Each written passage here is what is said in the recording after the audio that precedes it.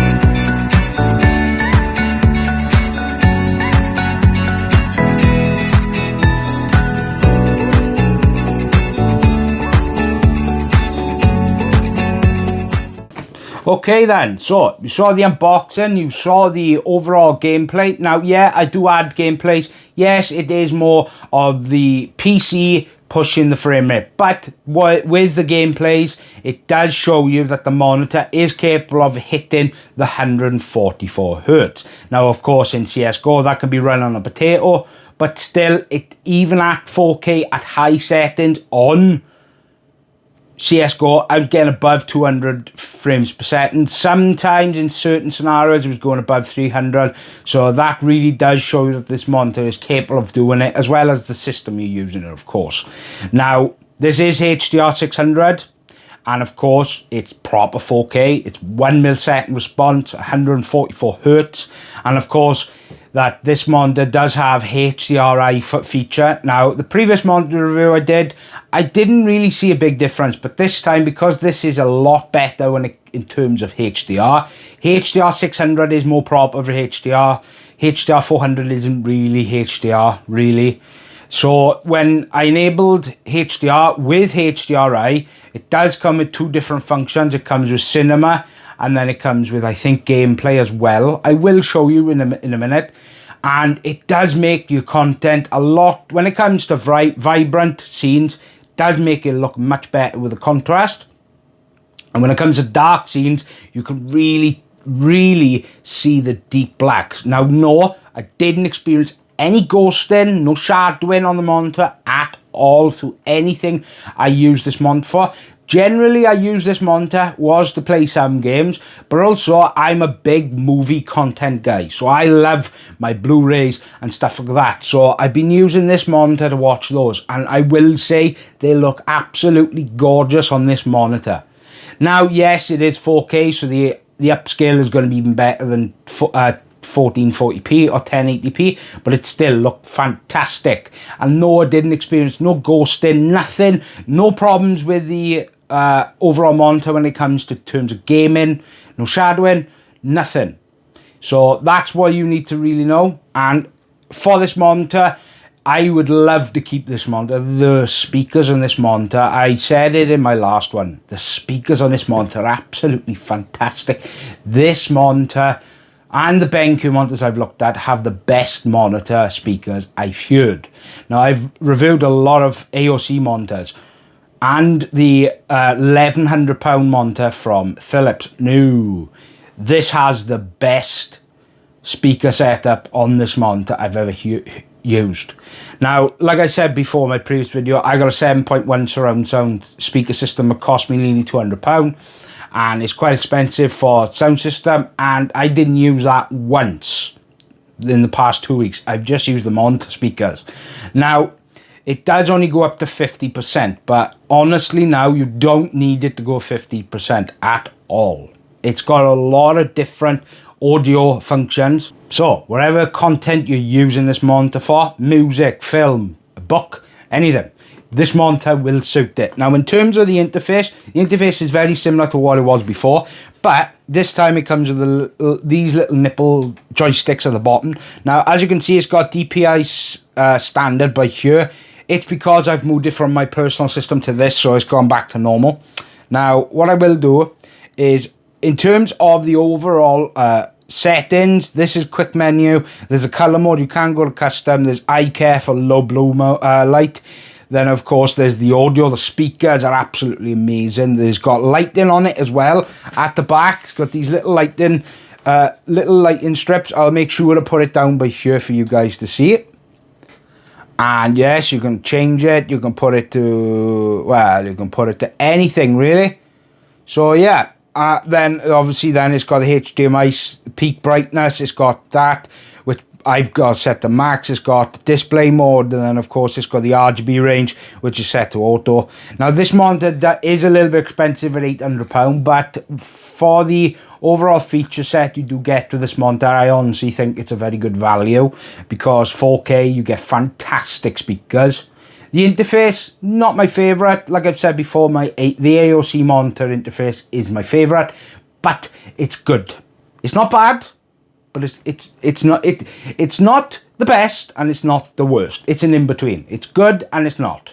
So yeah, take that for a grain of salt if you want. Now, I will leave a link down below, and as well as I'll leave the link down to BenQ's website, just in case you guys want to find out any more specific details about this monitor that I haven't covered.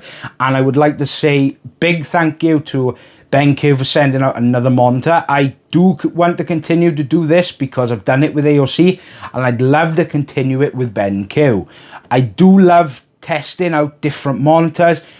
Yeah, I'm not a technical guy. I've got no technical equipment here to tell you that all the sRGB and stuff like that. Now, no, I haven't. But I use the monitor. Now, I'm not like a basic reviewer where I'll just use it for a few days and then that's it. I will use it for 2 weeks as a personal monitor. I will get to the grips of it. I will tell you what I don't like and what I do like. And overall, this monitor, I'd give it a 90% fantastic out of 10. The 10% is probably the interface, and of course probably the fact that you can't, you know, really adjust the monitor. Really, I mean, you know, you can only do that up and down. That's all you can really do, and of course is like that. That is all you can do. So if you want to buy this, I'll leave a link for Amazon for you guys to check out, and don't forget to subscribe. This is Richard for WELSHYTECH. I hope you guys have a fantastic day. And don't forget to subscribe because I got more content coming. Goodbye.